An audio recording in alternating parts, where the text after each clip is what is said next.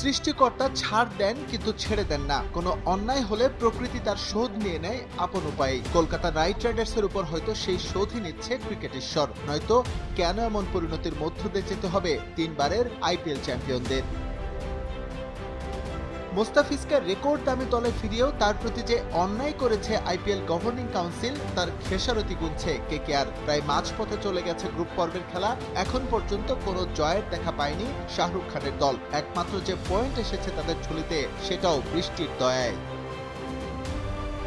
আসলে ভারত ক্রিকেটের নোংরা রাজনীতির শিকার হয়েছিলেন মোস্তাফিজ। পরবর্তীতে জানিয়ে বিসিসিআই দুঃখ প্রকাশ করলেও ব্যক্তিগতভাবে ক্ষতিগ্রস্ত হয়েছেন কাটার মাস্টার। এছাড়াও এই ঘটনায় দুদেশের ক্রিকেট সম্পর্ক নেয় নতুন মোড়। বিশ্বকাপে অংশগ্রহণ থেকে বঞ্চিত হয় বাংলাদেশ। সব মিলে খেসারত গুনতে হচ্ছে কলকাতা নাইট রাইডার্সকেই।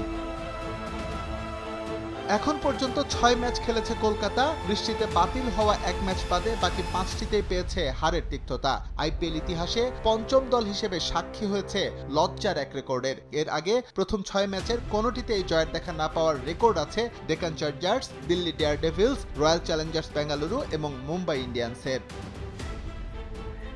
মুখে স্বীকার না করলেও মোস্তাফিজের অভাব হাড়ে হাড়ে টের পাচ্ছে কেকেআর। তাকে দলের অন্যতম প্রধান স্ট্রাইক বোলার হিসেবে বিবেচনা করে খরচ করেছিল 9,20,00,000 রুপি। শেষ পর্যন্ত মোস্তাকে না পেয়ে এক কথায় ছন্ন ছাড়া ওদের পেস ডিপার্টমেন্ট। দলে মূল স্ট্রাইক বোলার হিসেবে সব ম্যাচ খেলা বৈভব অরোরা এবং কার্তিক ত্যাগী উইকেট পেলেও ছিলেন বেজায় খরচে। অথচ কলকাতা নাইট রাইডার্সের ব্যাটসম্যানদের পারফরমেন্স কিন্তু একেবারে খারাপ নয়। প্রায় প্রতিটি ম্যাচেই লড়াকু সংগ্রহ করার পরও তিনবারের চ্যাম্পিয়নরা হেরে গেছে পেসারদের মলিন পারফরমেন্সের জন্য। পিএসএল থেকে মুজারাবানিকে উড়িয়ে আনলেও কোনোভাবেই মোস্তাফিজের অভাব পূরণ করতে পারেননি জিম্বাবুয়েন পেসার।